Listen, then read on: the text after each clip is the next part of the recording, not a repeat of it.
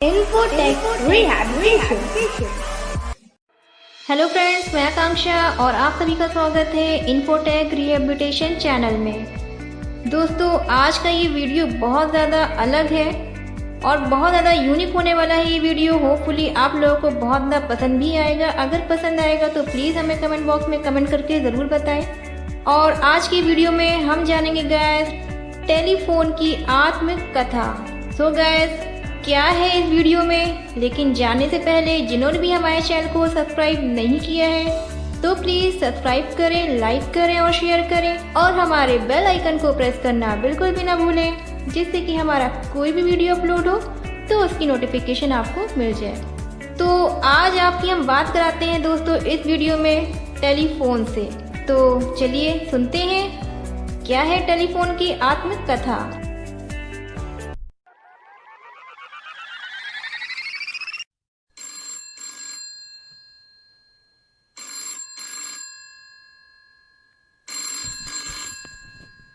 मैं टेलीफोन हूँ। हिंदी प्रेमी मुझे दूरभाष के नाम से जानते हैं। मुझे कौन नहीं जानता। मेरे माध्यम से दूर बैठे व्यक्ति से आपकी इस तरीके से बात हो जाती है कि वो आपके सामने ही बैठा हो। इस समय मेरे सदस्य परिवार की संख्या इतनी ज़्यादा है कि उनकी गिनती करना आप लोगों के लिए नामुमकिन है। और मेरे संबंधियों ने एक कमरे से दूसरे कमरे, एक नगर से दूसरे नगर और एक देश को दूसरे देश से इस तरह जोड़ दिया है कि उनके बीच की दूरी मनुष्य को बिल्कुल भी महसूस नहीं होती है। मेरे आविष्कारक का नाम ग्राहम बेल है, लेकिन उससे पहले कई व्यक्तियों के मन में मेरी कल्पना हिलोरे मार रही थी। सबसे पहले मेरा मस्तक अपने पिता हेम वोल्टेज के चरणों में श्रद्धा से नत होता था, जिन्होंने लहरों की वैज्ञानिक सच्चाई को सबके सामने रखा। इस जर्मन वैज्ञानिक ने दो प्यालों के बीच एक तार रखकर दूर तक आवाज भेजने के कई परीक्षण किए, लेकिन इस संबंध में उन्होंने एक बहुत ही ज्यादा महत्वपूर्ण पुस्तक भी लिखी। इसमें प्रतिपादित सिद्धांत ही मेरे जन्मदाता ग्राहम बेल की प्रेरणा के स्रोत ही सिद्ध हुए। ईयर 1821 में चार्ल्स व्हीटस्टोन ने भी अपने अद्भुत यंत्र द्वारा दूर तक आवाज पहुंचाने के अनेक परीक्षण किए। जर्मनी के एक वैज्ञानिक ने इस दिशा में कुछ प्रयत्न भी किए, लेकिन उनका यंत्र मानव ध्वनि को दूर तक ले जाने में सफल नहीं हो सका और 19वीं सदी तक मैं केवल कल्पना की ही वस्तु बना रहा।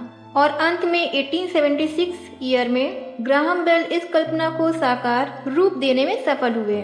ग्राहम बेल ने अमेरिका के फिलाडेल्फिया नगर में लगने वाली एक प्रदर्शनी में मुझे जनता के सामने रखा और एक दिन ब्राजील के राजा और रानी प्रदर्शनी देखने आए। उन्होंने मेरा प्रयोग करके देखा और उनके मुंह से अनायास ही निकल पड़ा कि हे भगवान, ये बोलता है। महान अंग्रेज वैज्ञानिक केल्विन ने भी मुझे इस प्रदर्शनी में देखा। अब लोग मुझ में रुचि लेने लगे थे और कुछ ही दिनों में मेरा और मेरे जन्मदाता का नाम पूरी दुनिया में फैल गया। जगह जगह टेलीफोन फैलाने का काम शुरू हो गया और बहुत ही कम समय में मैं पूरी दुनिया में एक लोकप्रिय वस्तु बन गया। मार्च 1976 में मैं अपना जीवन पूरा कर चुका हूँ। मैं पहले जिस रूप में मुझे जन्म दिया था और उसने और मेरे आज के रूप में बहुत अंतर आ गया है। मैं तो बहुत लंबा और भारी भी था।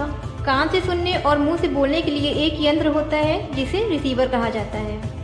तुमने मेरा इतिहास तो जान ही लिया है, लेकिन ये जानने के लिए उत्सुक होंगे कि मैं किस जादू के जोर पर तुम्हारी आवाज मीलों दूर बैठे तुम्हारे मित्र के पास पहुंचा देता हूं, जिसे तुम रिसीवर कहते हो।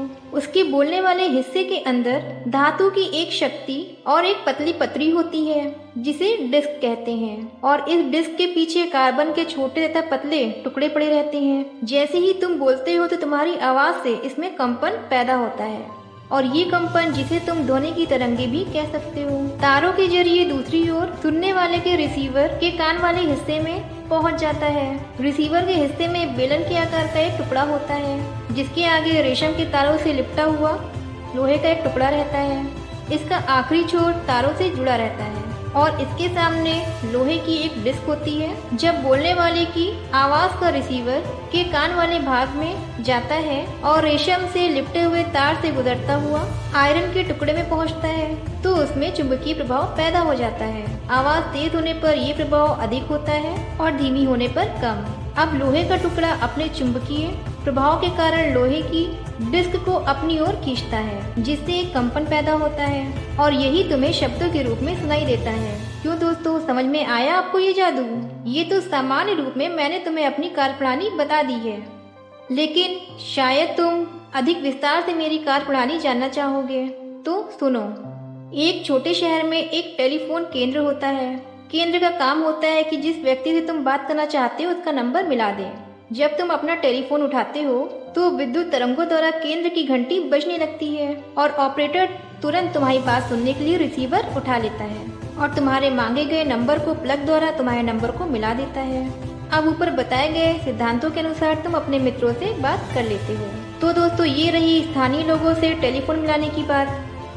लेकिन अगर तुम दूसरे नगर में बैठे हुए किसी दोस्त को टेलीफोन मिलाओ तो उसके लिए तुम्हारे नगर का ऑपरेटर दूसरे केंद्र का नंबर मिला देता है। एक एक्सचेंज से दूसरे एक्सचेंज को तारों द्वारा जोड़ा जाता है। अब तो टेलीफोन के तार जमीन के अंदर बिछाए जाने लगे हैं। जमीन के अंदर बिछाए जाने वाली इन तारों को केबल कहते हैं। अब मेरी कार्यप्रणाली में पहले से ज्यादा सुधार हो चुका है।